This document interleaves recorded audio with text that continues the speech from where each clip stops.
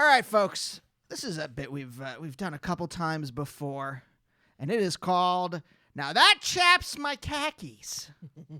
Now that chaps my khakis. Because a lot of things in this world chap my khakis.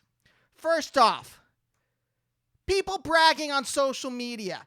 Social media should be used for two things and two things only: making stupid, shitty jokes and promoting your podcast.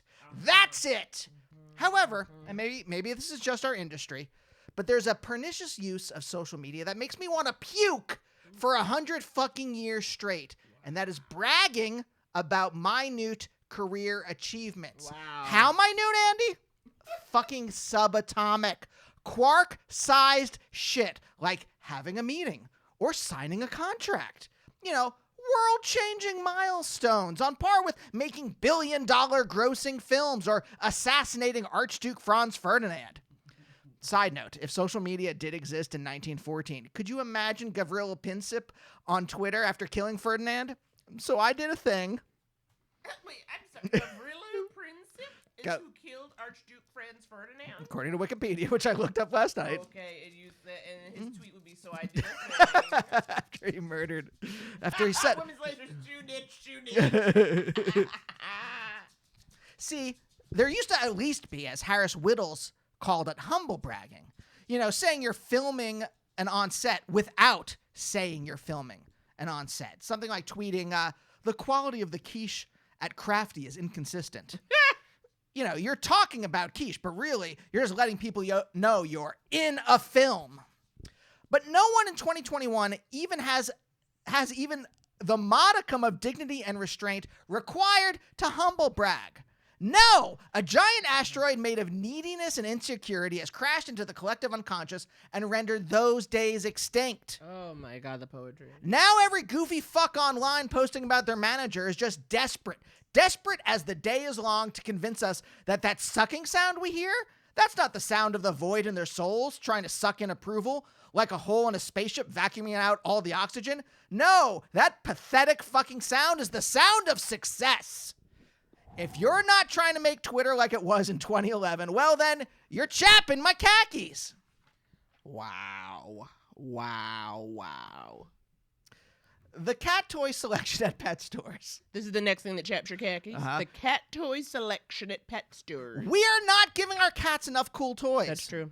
The dog toy section at every pet store, we're talking aisle after aisle, section after section, like a goddamned canine FAO Schwartz. And FEO, we all got problems.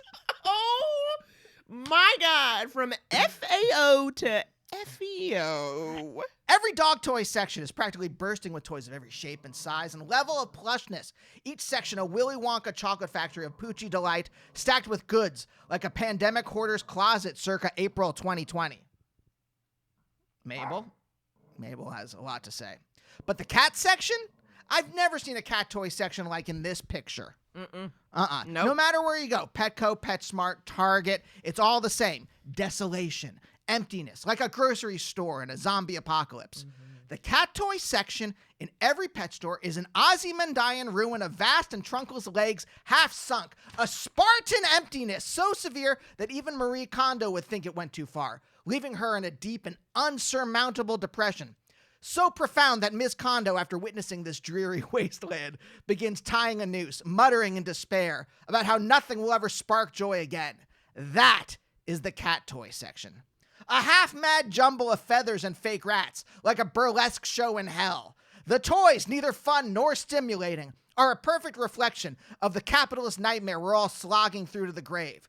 These toys are just there to help the cat mark time, like the notch on a wall of a prison cell. 1, 2, 3, 4, 5. They are a shadow of fun, a dull-witted mutant's idea of entertainment, a plague on feline tomfoolery. The cat toy section has murdered God, and we have allowed it. And that, my friends, chaps my khakis. Oh, as your pretend friend says, I love that this is pre-written. Finally, the time Alex Trebek shaded that nerdcore lady.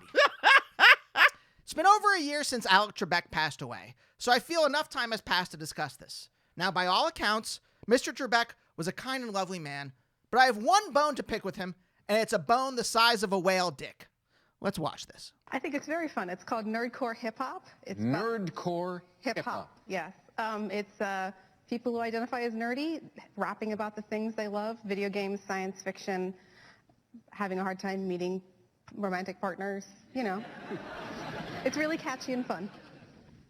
Losers, in other words. Well, I think. Sure. No, I'm teasing. The unmitigated gall, the balls on this man to shade this fucking dweeb for liking dweeb shit. Hey, Trebek, you're not hosting Sports Chat with Ricky and the Beeve.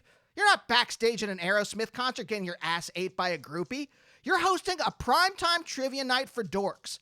So enough editorializing about their goober pursuits and more asking shit about Myanmar and fucking Martin Van Buren. Got it?